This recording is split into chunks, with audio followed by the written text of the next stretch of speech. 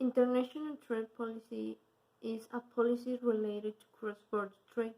They must be followed as rules since international trade must also obey certain rules.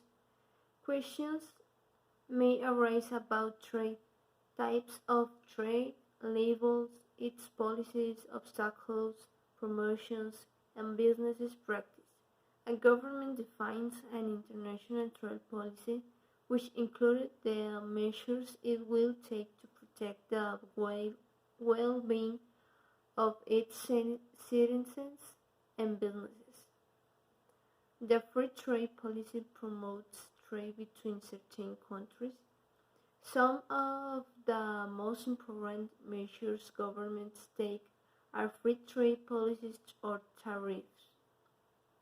Sometimes tariffs are imposed on other countries to penalize negative actions or to prevent industry in those countries from damaging similar domestic industries. A tariff ensures that you get money from trade, and it also hinders a lot of trade in those particular areas. Several international trade policies are formulated by multinational institutions such as the United Nations and the World Trade Organization, and are not directly controlled by the government of any particular country. On the contrary, member governments elect representatives of these transnational institutions in the same way that citizens elect legislative bodies. This can only achieve a very basic international trade policy.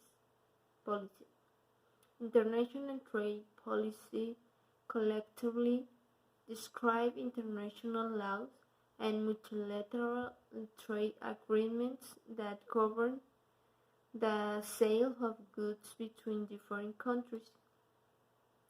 Substantive international trade policies then take the form of multilateral trade agreements, which are negotiated directly between the governments or two or more countries. There are dozens of agreements of this type negotiated between different group of countries. These agreements mainly involve negotiating the reduction of rates and the protection of intellectual property rights, but they can also involve many other issues, such as labor standards and environmental regulations. These agreements are generally negotiations in secret between top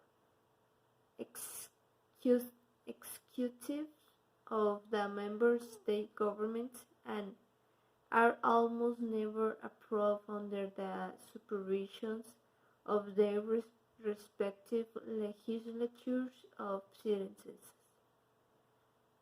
The advantage of this method is that an agreement can be reached relatively quickly and there is little partisanship, but the main disadvantage is that a lack of oversight can make the process undemocratic and cause problems for specific interest groups, especially party interests. The general objectives of trade policy focus on improving economic efficiency